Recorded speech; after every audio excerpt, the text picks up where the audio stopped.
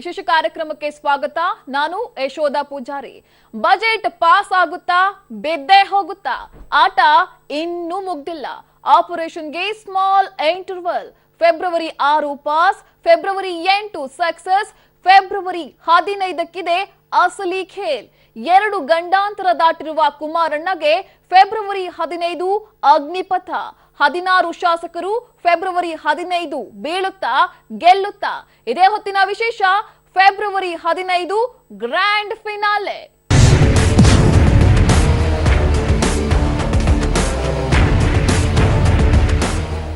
ಕೊನೆಗೂ ರಾಜ್ಯ budget ಮಂಡನೆಯನ್ನ CM Kumaraswamy ಮಾಡಿದ್ದಾರೆ.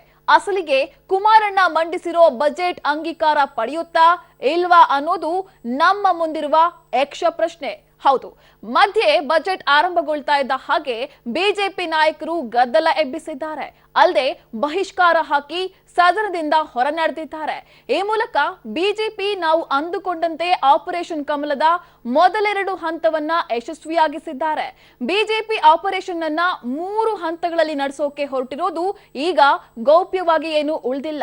ಈ ಪೈಕಿ ಮೊದಲೆರಡು ಹಂತವನ್ನ ಕಮಲ ಪಾಳ್ಯ ಯಶಸ್ವಿಯಾಗಿ ಪೂರೈಸಿರೋ ಹಾಗೆ ಕಾಣ್ತಿದೆ. ಈಗ ಕಟ್ಟ ಕಡೆಯ ದಾಳ ಉರುಳಿಸೋಕೆ ಬಿಜೆಪಿ ಕಾದು ಕುಳಿತಂತಿದೆ. ಹೀಗಾಗಿ ಇಂತಹ ಸಂಶಯವೊಂದು ಹುಟ್ಟಿಕೊಳ್ಳೋಕೆ ದಾರಿ ಮಾಡಿಕೊಟ್ಟಿದ್ದು. ಹಾಗಾದ್ರೆ ಏನದು ಬಿಜೆಪಿ ನಾಯಕರ ಕೊನೆಯ ಆಟ? ಸಿಎಂ ಕುಮಾರಣ್ಣ ಮಂಡಿಸಿರೋ ಬಜೆಟ್ಗೆ ಸದನದಲ್ಲಿ ಅಂಗೀಕಾರ ಸಿಗಲ್ವಾ? ಹೇಳ್ತೀವಿ ಇವತ್ತಿನ ಸ್ಪೆಷಲ್ ರಿಪೋರ್ಟ್ ನಲ್ಲಿ. ಬಜೆಟ್ ಪಾಸ್ ಆಗುತ್ತಾ ಬಿದ್ದೇ ಹೋಗುತ್ತಾ? ಆಟ ಇನ್ನೂ ಮುಗ್ದಿಲ್ಲ. ಆಪರೇಷನ್ಗೆ ಸ್ಮಾಲ್ ಇಂಟರ್ವಲ್. ಫೆಬ್ರವರಿ 6 ಪಾಸ್, ಫೆಬ್ರವರಿ 8 ಸಕ್ಸಸ್, ಫೆಬ್ರವರಿ 15ಕ್ಕಿದೆ ಅಸಲಿ ಖೇಲ್. ಇಂದು ನಾಳೆಯೂ ಅಂತಲೇ ಕಳೆದ 8 ತಿಂಗಳಿನಿಂದ ಕಾಂಗ್ರೆಸ್ ಪ್ರಾಯೋಜಿತ ಜೆಡಿಎಸ್ ಸರ್ಕಾರ ನಡೆದುಕೊಂಡು ಬರ್ತಾಲೇ ಇದೆ. ಕಳೆದ 8 ತಿಂಗಳಿನಿಂದ ಕವಲೊಡೆದ ದಾರಿಯಲ್ಲಿ ಸಮ್ಮಿಶ್ರ ಸರ್ಕಾರ ನಡೆದು ಬಂದಿದೆ. ಈ ಮಧ್ಯೆ ದೋಸ್ತಿಗಳ ಮಧ್ಯೆಯೇ ಅಸಮಾಧಾನ ಹೊಗೆ ಆಡಿದ್ದಂತೂ ಸುಳ್ಳಲ್ಲ. ಬಹಿರಂಗವಾಗಿ ಕಿತ್ತಾಡಿಕೊಂಡಿದ್ದಾರೆ ದೋಸ್ತಿಗಳು. ಇದೇ ವೇಳೆ ಎಲ್ಲರಿಗಿಂತ ಹೆಚ್ಚಿನ ಸಂಖ್ಯಾಬಲವಿದ್ರೂ ಸರ್ಕಾರ ರಚನೆ ಮಾಡಲು ಸಾಧ್ಯವಾಗದೇ ಇದ್ದ ನಿರಾಸೆ ಹಾಗೂ ಹತಾಶೆ ಬಿಜೆಪಿಗೂ ಇದೆ. ಹೀಗಾಗಿ ಆಗಾಗ ಮೈತ್ರಿ ಕೆಡಬೋಕೆ ಆಪರೇಷನ್ ಕಮಲಕ್ಕೂ ಬಿಜೆಪಿ ನಾಯಕರು ಕೈ ಹಾಕಿರುವಂತಹ ಸುದ್ದಿಯನ್ನ ತಳ್ಳಿಹಾಕುವಂತಿಲ್ಲ. ಒಂದಲ್ಲ ಒಂದು ಡೆಡ್ ಲೈನ್ ಹಾಕೊಂಡು ಆಪರೇಷನ್ ನಡೆಸೋಕೆ ಸಮಯ ಕಾದು ನೋಡ್ತಾ ಇದ್ದ ಬಿಜೆಪಿ ನಾಯಕರು ಈಗ ಆಪರೇಷನ್ ಕಮಲದ ಮುಂದುವರೆದ ಭಾಗ ಅಂತ ಹೇಳಲಾಗ್ತಿರುವ ಆಪರೇಷನ್ ಲೋಟಸ್ ರಾಕೆಟ್ಗೆ ಫೈನಲ್ ಮುಹೂರ್ತವನ್ನ ನಿಗದಿ ಮಾಡಿದ್ದಾರೆ ಎನ್ನಲಾಗ್ತಿದೆ. ಫೆಬ್ರವರಿ 15ಕ್ಕೆ ಬಿಜೆಪಿ ಫೈನಲ್ ಖೇಲ್. ಫೆಬ್ರವರಿ 15 ಮೈತ್ರಿ ಸರ್ಕಾರಕ್ಕೆ ಡೆಡ್ ಲೈನ್. ಈ ಮಧ್ಯೆ ಸದನದಲ್ಲಿ ಬಜೆಟ್ ಮಂಡಿಸುವ ವೇಳೆ ಬಿಜೆಪಿ ನಾಯಕರು ತಮ್ಮ ಅಸಮಾಧಾನವನ್ನ ಮತ್ತೆ ಹೊರಹಾಕಿದ್ರು. ಮೈತ್ರಿ ಸರ್ಕಾರದ ವಿರುದ್ಧ ಧಿಕ್ಕಾರ ಕೂಗಿದ್ರು. ಇದೇ ವೇಳೆ ಯಾವುದಕ್ಕೂ ಲೆಕ್ಕಿಸದೆ ಸಿಎಂ ಕುಮಾರಸ್ವಾಮಿ ಬಜೆಟ್ ಮಂಡಿಸುತ್ತಲೇ ಹೋದ್ರು. ಹೀಗಾಗಿ ಬಿಜೆಪಿ ಸದನಕ್ಕೆ ಬಹಿಷ್ಕಾರ ಹಾಕಿ ಸದನದಿಂದ ಹೊರ ನಡೆದ್ರು. ಆದ್ರೂ ಕುಮಾರಣ್ಣ ಸದನದ ಮುಂದೆ ತಮ್ಮ ಆಯವ್ಯಯವನ್ನ ಮಂಡಿಸಿದ್ರು. ಹೌದು, ಈಗ ಮೈತ್ರಿ ಸರ್ಕಾರ ತಮ್ಮ 2ನೇ ಬಜೆಟ್ ಅನ್ನು ಕೂಡ ಮಂಡಿಸಿದೆ. ರೈತರಿಗೆ ಹಾಗೂ ಕೊಡಗು ದುರಂತದ ನಿರಾಶ್ರಿತರಿಗೆ, ಗರ್ಭಿಣಿ ಮಹಿಳೆಯರಿಗೆ ಮಾಸಿಕ ಪಿಂಚಣಿ, ವೃದ್ಧಾಪ್ಯ ವೇತನ ಹೀಗೆ ಸಮತೋಲನದ ಬಜೆಟ್ ಅನ್ನ ಮಂಡಿಸಿದ್ದಾರೆ ದೋಸ್ತಿಗಳು. ಆದ್ರೆ ಅಸಲಿಗೆ ಕುಮಾರಣ್ಣ ಮಂಡಿಸಿದ ಬಜೆಟ್ ಸದನದ ಅಂಗೀಕಾರ ಪಡೆದುಕೊಳ್ಳುತ್ತಾ ಅನ್ನೋದೇ ಸದ್ಯದ ಪ್ರಶ್ನೆ. ಯಾಕಂದ್ರೆ ಅಲ್ಲೇ ಇರುವುದು ಬಿಜೆಪಿಯ ಅಸಲಿ ಆಟ. ಫೆಬ್ರವರಿ 15ಕ್ಕೆ ಧನವಿಯೋಗ ಅಂಗೀಕಾರ ಪಡೆಯುವ ವೇಳೆ ಬಿಜೆಪಿ ತಮ್ಮ ಕಟ್ಟ ಕಡೆಯ ಆಟವನ್ನ ಆಡಲಿದ್ಯಂತೆ. ಇದರ ಮಧ್ಯೆ ಬಜೆಟ್ ಮಂಡನೆ ವೇಳೆ ಸಚಿವರಾದಂತಹ ಡಿಕೆ ಶಿವಕುಮಾರ್ ಹಾಗೂ ಕೃಷ್ಣ ಬೈರೇಗೌಡ ಸದನದಲ್ಲೇ ಕೂತು ಸಂಖ್ಯಾಬಲದ ಲೆಕ್ಕ ಹಾಕೊಳ್ತಿದ್ರು. ಒಂದ್ ವೇಳೆ ಬಿಜೆಪಿ ಕಡೆ ತಮ್ಮ ಅತೃಪ್ತ ಶಾಸಕರು ವಾಲಿದ್ರೆ ಮುಂದೇನ್ ಮಾಡಬೇಕು ಹಾಗೂ ಫೆಬ್ರವರಿ 15ಕ್ಕೆ ಪ್ರತ್ಯುತ್ತರ ಕೊಡೋಕೆ ಈಗಿಂದಲೇ ಕೈ ನಾಯಕರು ಸಜ್ಜಾದಂತೆ ಕಂಡು ಬಂದಿದೆ. ಹೌದು, ಸದನದಲ್ಲೇ ಕೂತು ಕೈ ಶಾಸಕರು ಲೆಕ್ಕಾಚಾರ ಮಾಡ್ಕೊಳ್ತಿದ್ರು. 104 ಬಿಜೆಪಿ ಶಾಸಕರ ಜೊತೆಗೆ 2 ಅತೃಪ್ತ ಶಾಸಕರು ಹಾಗೂ ಕೈ ಅತೃಪ್ತ ಶಾಸಕರ ಲಿಸ್ಟ್ ಅನ್ನ ಕೈ ನಾಯಕರು ರೆಡಿ ಮಾಡ್ಕೊಂಡಿದ್ರು. ಕೈ ನಾಯಕರ ಬಳಿ ಇದ್ದ ಪಟ್ಟಿಯಲ್ಲಿ ಒಟ್ಟು 6 ಕೈ ಅತೃಪ್ತ ಶಾಸಕರ ಹೆಸರನ್ನ ಬರೆಯಲಾಗಿತ್ತು. ರಮೇಶ್ ಜಾರಕಿಹೊಳಿ, ಉಮೇಶ್ ಜಾಧವ್, ಬಿಸಿ ಪಾಟೀಲ್, ನಾಗೇಂದ್ರ, ಮಹೇಶ್ ಕುಮಟಳ್ಳಿ ಹಾಗೂ ನಾರಾಯಣಗೌಡ ಹೆಸರನ್ನ ಈ ಚೀಟಿ ಮೇಲೆ ಬರೆಯಲಾಗಿತ್ತು. ಇದಷ್ಟೇ ಅಲ್ಲ, ಕಾಂಗ್ರೆಸ್ ಶಾಸಕರ ಹೆಸರು ಕೂಡ ನಮೂದಿಸಿ ಬಿಜೆಪಿಗೆ ಶಾಕ್ ಕೊಡೋಕೆ ಸಜ್ಜಾದಂತಿತ್ತು ಕೈ ನಾಯಕರ ಲೆಕ್ಕಾಚಾರ. ಎರಡು ಗಡುವಿನಿಂದ ಪಾರಾಗಿದ್ದ ಸಿಎಂ ಕುಮಾರಸ್ವಾಮಿ ಮೂರನೇ ಬಾರಿಗೆ ಕೈದಳ ಮುದುಡಿ ಕಮಲ ಅರಳುತ್ತಾ. ಹೌದು, ಆಪರೇಷನ್ ಕಮಲದ ಪ್ರತಿರೂಪ ಅಂತಲೇ ಕರೆಸಿಕೊಂಡಿದ್ದ ಆಪರೇಷನ್ ಲೋಟಸ್ ರಾಕೆಟ್ ಕಾರ್ಯಾಚರಣೆಗೆ 3 ಹಂತ ನಿಗದಿ ಮಾಡಿಕೊಂಡಿತ್ತು ಬಿಜೆಪಿ. ಮೊದಲನೆಯದ್ದು ಫೆಬ್ರವರಿ 6ರಂದು, ಅಂದ್ರೆ ಬಜೆಟ್ ಅಧಿವೇಶನದ ಮೊದಲ ದಿನ. ಅಂದು ಬಿಜೆಪಿ ಗದ್ದಲ ಎಬ್ಬಿಸಿ ಸದನದ ಬಾವಿಗೆ ಇಳಿದು ಪ್ರತಿಭಟಿಸಿತು. ಹೀಗಾಗಿ ಅಧಿವೇಶನದ ಮೊದಲ ದಿನವೇ ಅಲ್ಲಿಗೆ ಸ್ಥಗಿತಗೊಂಡಿತು. ಆದರೂ ಕೂಡ ಬಿಜೆಪಿಗೆ ಮೈತ್ರಿ ಸರ್ಕಾರವನ್ನ ಕೆಡ್ಡಾಕಿ ಕೆಡವಲು ಸಾಧ್ಯವಾಗಲಿಲ್ಲ. ಸ್ವಲ್ಪದರಲ್ಲೇ ಕುಮಾರಣ್ಣ ಹಾಗೂ ಬಳಗ ಅಂದು ಬಚಾವಾಗಿತ್ತು. ಸರ್ಕಾರ ಸ್ಥಿರವನ್ನ ಕಾಯ್ದುಕೊಂಡಿತು. ಬಜೆಟ್ ಅಧಿವೇಶನದ ಆರಂಭಕ್ಕೇನೆ ಸರ್ಕಾರ ಕೆಡವೋಕೆ ಮಂತ್ರ ಹಾಕಿದ್ದ ಬಿಜೆಪಿ ಕುಮಾರಣ್ಣನ ಸರ್ಕಾರವನ್ನ ಕೆಡವಲು ವಿಫಲರಾದ್ರು. ಹೌದು, ಬಿಜೆಪಿ ನಾಯಕರು ತಮ್ಮ ಕಟ್ಟಕಡೆಯ ಆಟವನ್ನ ಆಡೋಕೆ ಬಜೆಟ್ ಅಧಿವೇಶನಕ್ಕಾಗಿಯೇ ಕಾಯ್ತಿದ್ರು. ಈಗ ಆ ಸಮಯವು ಬಂದೇ ಬಿಟ್ಟಿದೆ. ಹೀಗಾಗಿ ಸದನದಲ್ಲಿ ಮತ್ತೆ ಹೈಡ್ರಾಮಾ ಮುಂದುವರೆದಿದೆ. ಮೊದಲು ಇಬ್ಬರು ಪಕ್ಷೇತರ ಶಾಸಕರ ಬೆಂಬಲವನ್ನ ವಾಪಸ್ ಪಡೆಯುವಲ್ಲಿ ಬಿಜೆಪಿ ಸಕ್ಸಸ್ ಆಯಿತು. ಅಲ್ಲಿಗೆ ಮೈತ್ರಿ ಸರ್ಕಾರದ 2 ವಿಕೆಟ್ ಪತನಗೊಂಡು. ಅದಾದ ಬಳಿಕ ಅಧಿವೇಶನದ ಮೊದಲ ದಿನವೇ 4 ಅತೃಪ್ತ ಶಾಸಕರನ್ನ ತನ್ನ ಬಳಿಯೇ ಇಟ್ಕೊಂಡು ಅಧಿವೇಶನಕ್ಕೂ ಗೈರಾಗುವಂತೆ ನೋಡಿಕೊಂಡಿದ್ದಾರೆ ಎನ್ನಲಾಗ್ತಿದೆ. ಹೀಗಾಗಿ ಒಟ್ಟಾರೆ 6ರ ಸಂಖ್ಯಾಬಲ ಮೈತ್ರಿ ಸರ್ಕಾರಕ್ಕೆ ಅನಧಿಕೃತವಾಗಿ ಕುಂದಿದಂತಾಗಿದೆ. ಈಗ ಬಜೆಟ್ ಅನ್ನು ಕೂಡ ಸಿಎಂ ಕುಮಾರಣ್ಣ ಯಶಸ್ವಿಯಾಗಿ ಮಂಡಿಸಿದ್ದಾರೆ. ಬಿಜೆಪಿ ಬಜೆಟ್ ಅಧಿವೇಶನಕ್ಕೂ ಮೊದಲು ನಾವು ಬಜೆಟ್ ಅಧಿವೇಶನಕ್ಕೆ ಯಾವುದೇ ತೊಂದರೆ ಮಾಡಲ್ಲ, ಬಜೆಟ್ ಮಂಡನೆ ವೇಳೆ ವಿಪಕ್ಷದ ಜವಾಬ್ದಾರಿಯನ್ನ ಮೆರೆಯುತ್ತೇವೆ ಅಂತೆಲ್ಲ ಹೇಳಿತ್ತು. ಆದ್ರೆ ಮೈತ್ರಿ ಸರ್ಕಾರಕ್ಕೆ ಎಡಗೈ ತೋರಿಸಿ ಬಲಗೈನಿಂದ ಹೊಡೆದ ಬಿಜೆಪಿ ನಾಯಕರು ಒಂದ್ ರೀತಿಯ ಹೇಳಿಕೆಯನ್ನ ಕೊಟ್ಟು ಮಂಡನೆ ವೇಳೆ ಯೂಟರ್ನ್ ಹೊಡೆದ್ರು. ಸಿಎಂ ಕುಮಾರಸ್ವಾಮಿ ಬಜೆಟ್ ಮಂಡನೆ ಮಾಡ್ತಿರೋ ಹಾಗೆಯೇ ಎದ್ದು ಸದನದಿಂದ ಹೊರ ನಡೆದ್ರು. ಆದ್ರೂ ಎಚ್ಡಿಕೆ ಮಂಡನೆಯನ್ನ ಯಶಸ್ವಿಯಾಗಿ ಮಂಡಿಸಿದ್ರು. ಈ ಬಜೆಟ್ ಮಂಡಿಸುವುದರ ಮೂಲಕ ಕುಮಾರಸ್ವಾಮಿ ಬಿಜೆಪಿ ತೋಡಿದ 2 ಖೆಡ್ಡಾದಿಂದ ಪಾರಾದ್ರು. ಹೀಗಾಗಿ ಇನ್ನು ಬಿಜೆಪಿಗಿರೋದು ಕೇವಲ ಅದೊಂದು ಅವಕಾಶ ಮಾತ್ರವಂತೆ. 2 ಗಂಡಾಂತರ ದಾಟಿರುವ ಕುಮಾರಣ್ಣಗೆ ಫೆಬ್ರವರಿ 15 ಅಗ್ನಿಪಥ. 16 ಶಾಸಕರು ಫೆಬ್ರವರಿ 15 ಬೀಳುತ್ತಾ ಗೆಲ್ಲುತ್ತಾ. ಆಪರೇಷನ್ ಕಮಲ ಇವತ್ತು ಸಕ್ಸಸ್ ಆಗುತ್ತಾ, ನಾಳೆ ಸಕ್ಸಸ್ ಆಗುತ್ತೆ ಅಂತಲೇ ಇದೆ. ಪ್ರತಿ ಬಾರಿಯೂ ಕುಮಾರಣ್ಣ ಆಪರೇಷನ್ ಇಂದ ಪಾರಾಗ್ತಾನೆ ಬರ್ತಿದ್ದಾರೆ. ಹೀಗಾಗಿ ಕೊನೆಯ ಘಟ್ಟದಲ್ಲೂ ಬಿಜೆಪಿ ಮೈತ್ರಿ ಸರ್ಕಾರಕ್ಕೆ ಶಾಕ್ ಕೊಡಲು ಸಿದ್ಧಗೊಂಡಿದ್ದಂತೆ 3 ಹಂತವಾಗಿ ಆಪರೇಷನ್ ಲೋಟಸ್ ರಾಕೆಟ್ ಕೈಗೆತ್ತಿಕೊಂಡಿದ್ದ ಬಿಜೆಪಿ ಈಗ 2 ಹಂತದಲ್ಲಿ ಹಿನ್ನಡೆ ಅನುಭವಿಸಿದೆ ಅನ್ನುವುದು ಸತ್ಯ.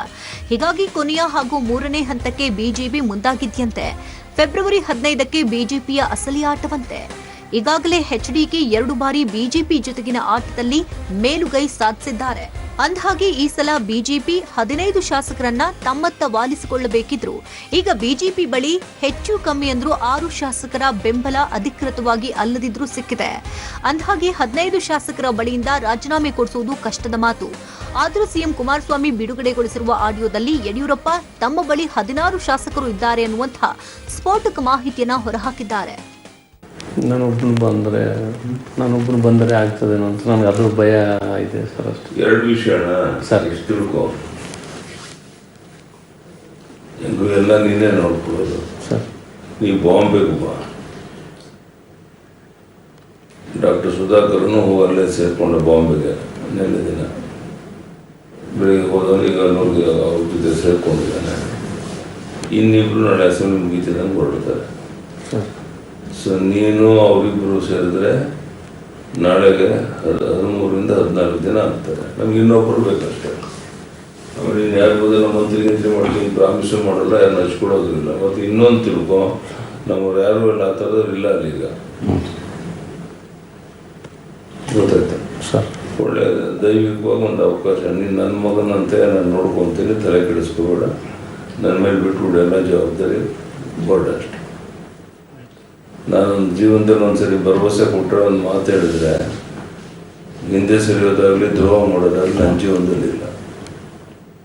ನೀವು ಚುನಾವಣೆ ಖರ್ಚು ಕ್ಯಾಶ್ನೂ ಕೊಡ್ಸೋಣ, ಒಂಥರ ಮಾಡೋಣ. ಅದೆಲ್ಲ ವಿಜಯಣ್ಣ ಜೊತೆ ಮಾತಾಡ್ತೀವಿ ಸರ್. ವಿಜಯಣ್ಣ ಜೊತೆ ಮಾತಾಡ್ತೀವಿ ಸರ್.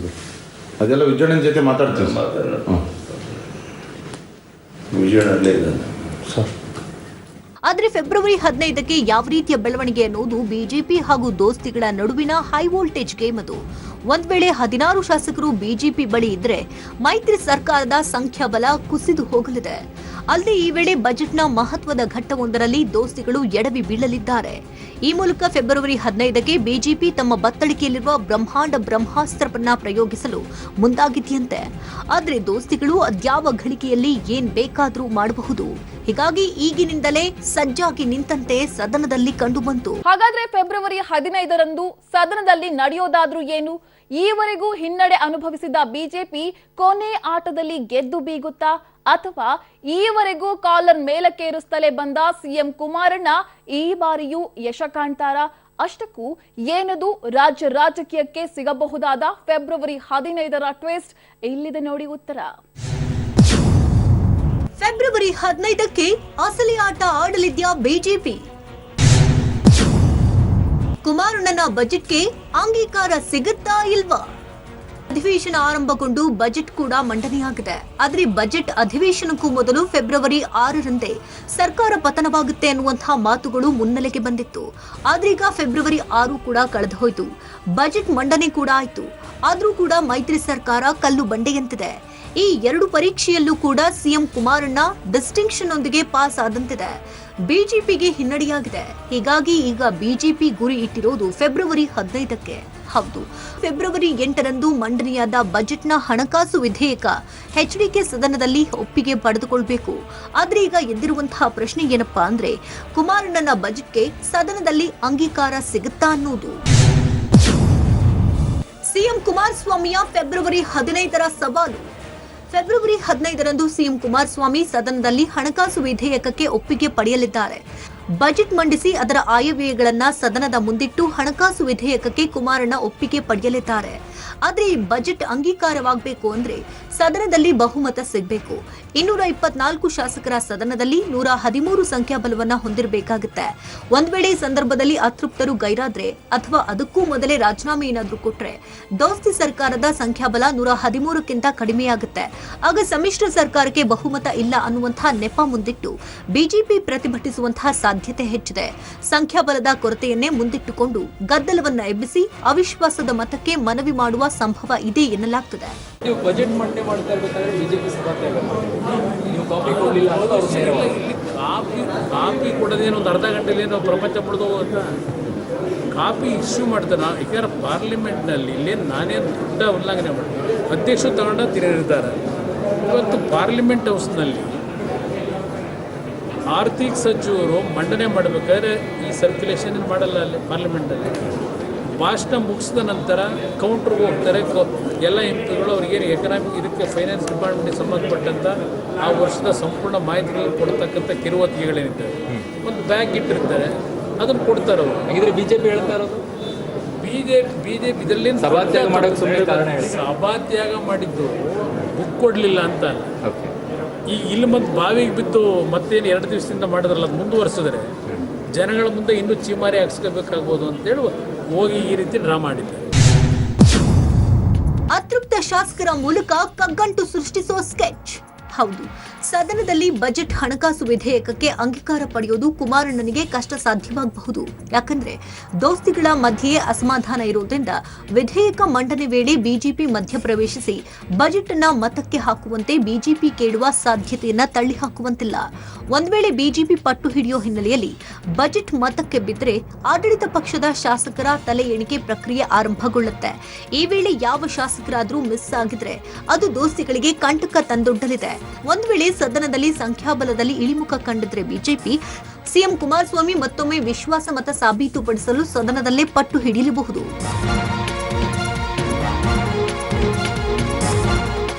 ಆದ್ರೆ ಈ ರೀತಿ ಆಗುವುದು ವಿರಳ. ಯಾಕಂದ್ರೆ ಅತ್ತ ದೋಸ್ತಿ ಶಾಸಕರ ಮೇಲೆ ವಿಪ್ ಜಾರಿ ಮಾಡಲಾಗಿರುತ್ತೆ. ಹೀಗಾಗಿ ಎಲ್ಲಾ ಶಾಸಕರು ಕೂಡ ಹಾಜರಿದ್ದೇ ಇರ್ತಾರೆ. ಆದ್ರೆ ಈ ಹಿಂದೆ ದೇಶದ ಇತಿಹಾಸದಲ್ಲಿ ಬಜೆಟ್ ಅಂಗೀಕಾರವಾಗದೆ ಸರ್ಕಾರ ಬಿದ್ದ ಸಂಭವವೇ ಇಲ್ಲ ಅನ್ನುವುದು ಈ ವೇಳೆ ನೆನಪಿಸಿಕೊಳ್ಳಲೇಬೇಕಾದ ಸಂಗತಿ. ಹಾಗಂತ ಈ ಬಾರಿ ಅದು ಆಗಲ್ಲ ಅಂತಾನೂ ಇಲ್ಲ. ಹೀಗಾಗಿ ಮೈತ್ರಿ ಸರ್ಕಾರ ಉಳಿಯುತ್ತಾ ಉರುಳುತ್ತಾ ಅನ್ನೋದನ್ನ ಫೆಬ್ರವರಿ 15ಕ್ಕೆ ರಾಜ್ಯದ ಜನತೆಗೆ ಉತ್ತರ ಸಿಗಲಿದೆ.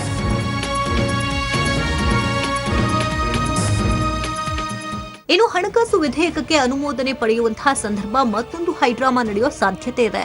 ಬಿಜೆಪಿ ಉರುಳಿಸೋಕೆ ನೋಡಿದ್ರೆ ದೋಸ್ತಿಗಳು ಉಳಿಸಿಕೊಳ್ಳೋಕೆ ನೋಡೋದಂತೂ ಗ್ಯಾರಂಟಿ. ಒಂದು ವೇಳೆ ದೋಸ್ತಿಗಳ ಬಜೆಟ್ಗೆ ಅಂಗೀಕಾರ ಸಿಗದೆ ಹೋದ್ರೆ ಸಮ್ಮಿಶ್ರ ಸರ್ಕಾರ ಪತನವಾಗುವುದು ಮಾತ್ರ 100ಕ್ಕೆ 100ರಷ್ಟು ಸತ್ಯ. ಆದ್ರೆ ಬಜೆಟ್ ಅಂಗೀಕಾರವಾಗದೇ ಇರಲು ಒಟ್ಟು 15 ಶಾಸಕರು ದೋಸ್ತಿಗಳಿಗೆ ಕೈ ಕೊಡಬೇಕು. ಹೀಗಾಗಿ ಅದು ಅಸಾಧ್ಯವಾದಂತಹ ಮಾತು. ಆದ್ರೂ ಬಿಜೆಪಿ ಉರುಳಿಸೋಕೆ ಮುಂದಾಗುತ್ತೆ ಎನ್ನಲಾಗ್ತಿದೆ. ಫೆಬ್ರವರಿ 15ರ ಬಿಜೆಪಿ ಪ್ಲಾನ್. ಸರ್ಕಾರದ ಬಹುಮತ ಕಡಿಮೆ ಮಾಡಲು ಅಗತ್ಯ ನಂಬರ್ ಸಿಗದೆ ಇದ್ರೆ ಹಣಕಾಸು ವಿಧೇಯಕ ಬೀಳಿಸೋದ್ರ ಮೇಲೆ ಕಣ್ಣು ಹಾಕಲಿದೆ ಬಿಜೆಪಿ. ಸದ್ಯಕ್ಕೆ ತಮ್ಮ ಬಳಿ ಇರುವಂತಹ ಬಿಜೆಪಿಯೇತರ ಶಾಸಕರ ಬಳಿಯಿಂದ ಕ್ರಾಸ್ ವೋಟಿಂಗ್ ಅನ್ನ ಮಾಡಿಸುವುದು. ಒಂದು ವೇಳೆ ಬಿಜೆಪಿ ಕ್ರಾಸ್ ವೋಟಿಂಗ್ ಮಾಡಿಸಿದ್ರೆ ಬಿಜೆಪಿಯ 104 ಶಾಸಕರು, 2 ಪಕ್ಷೇತರ ಶಾಸಕರು ಹಾಗೂ 6 ದೋಸ್ತಿ ಶಾಸಕರಿಗೆ ಮಣೆ ಹಾಕಿ ಅವರಿಂದಲೇ ಅಡ್ಡ ಮತದಾನ ಮಾಡಿಸಿ ಬಿಜೆಪಿ ಬಲ 112ಕ್ಕೆ ಇಳಿಸೋದು. ಲೆಕ್ಕಾಚಾರದ 112 ಮತಗಳು ಬಿಜೆಪಿಗೆ ಬಿದ್ರೆ ಸಹಜವಾಗಿಯೇ ದೋಸ್ತಿಗಳಿಗೆ ಸಂಖ್ಯಾಬಲ ಇಲ್ಲ ಅಂತ ಸಾಬೀತಾಗುತ್ತೆ. ಒಂದು ವೇಳೆ ಹೀಗಾದ್ರೆ ಸರ್ಕಾರಕ್ಕೆ ಬಹುಮತವಿಲ್ಲ. ಹೀಗಾಗಿ ಸರ್ಕಾರ ವಜಾಗೊಳಿಸುವಂತೆ ಮನವಿ ಮಾಡಿಕೊಳ್ಳಲು ಬಿಜೆಪಿ ಯೋಚಿಸದೆ ಎನ್ನಲಾಗ್ತದೆ. ಒಂದ್ ವೇಳೆ ಈ ರೀತಿಯಾದ ನಡೆ ಬಿಜೆಪಿ ಮುಂದಿಟ್ಟರೆ ದೋಸ್ತಿಗಳು ಕೂಡ ಇದಕ್ಕೆ ಟಕ್ಕರ್ ಕೊಡೋಕೆ ಈ ರೀತಿ ಮಾಡಿದ್ರೂ ಮಾಡಬಹುದು. ಅದೇನಂದ್ರೆ ಫೆಬ್ರವರಿ 15ರ ದೋಸ್ತಿಗಳ ಪ್ಲಾನ್. ಒಂದ್ ವೇಳೆ ಕ್ರಾಸ್ ವೋಟಿಂಗ್ ನಡೆದ್ರೆ ಮೈತ್ರಿ ಸರ್ಕಾರಕ್ಕೆ ಬಹುಮತ ಇಲ್ಲ ಅನ್ನೋದು ಸಾಬೀತಾಗಲಿದೆ. ಈ ವೇಳೆ ರಾಜ್ಯಪಾಲರನ್ನ ಭೇಟಿ ಮಾಡಿ ವಿಶ್ವಾಸಮತ ಸಾಬೀತಿಗೆ 12 ಗಂಟೆಗಳ ಸಮಯಾವಕಾಶವನ್ನ ಕೇಳಿ ಬಹುಮತ ಸಾಬೀತು ಮಾಡುವ ಭರವಸೆ ನೀಡುವುದು. ಒಂದ್ ವೇಳೆ ಹಣಕಾಸು ವಿಧೇಯಕಕ್ಕೆ ಅಂಗೀಕಾರ ದೊರಕದೇ ಇದ್ರೂ ರಾಜ್ಯಪಾಲರ ಬಳಿ ಮನವಿ ಮಾಡಿಕೊಂಡು ಬಹುಮತ ಸಾಬೀತುಪಡಿಸಲು ದೋಸ್ತಿಗಳು ಚಿಂತನೆ ನಡೆಸಲಿದೆ ಎನ್ನಲಾಗ್ತದೆ. ಹೀಗೆ ಬಿಜೆಪಿ ಅಟ್ಯಾಕ್ ಮಾಡಿದ್ರೆ ಅದಕ್ಕೆ ಕೌಂಟರ್ ಅಟ್ಯಾಕ್ ಮಾಡೋಕೆ ದೋಸ್ತಿಗಳು ಕೂಡ ರೆಡಿಯಾಗಿ ನಿಂತಿದ್ದಾರೆ. ಆದರೆ ಫೆಬ್ರವರಿ 15ರಂದು ಹಣಕಾಸು ವಿಧೇಯಕ ಅಂಗೀಕಾರವಾಗುವಂತಹ ಸಮಯದಲ್ಲಿ ಸದನದಲ್ಲಾಗುವಂತಹ ಬೆಳವಣಿಗೆ ಮೇಲೆ ಇದೆಲ್ಲವೂ ಕೂಡ ಅವಲಂಬಿತವಾಗಿರುತ್ತೆ. ಹೀಗಾಗಿ ಮೈತ್ರಿ ಸರ್ಕಾರ ಬೀಳುತ್ತಾ ಅಥವಾ ಉಳಿಯುತ್ತಾ ಅನ್ನೋ ಯಕ್ಷ ಪ್ರಶ್ನೆಗೆ ಸರಿಯಾದ ಉತ್ತರ ಸಿಗಬೇಕು ಅಂದ್ರೆ ಫೆಬ್ರವರಿ 15ರವರೆಗೆ ಕಾಯಲೇಬೇಕು.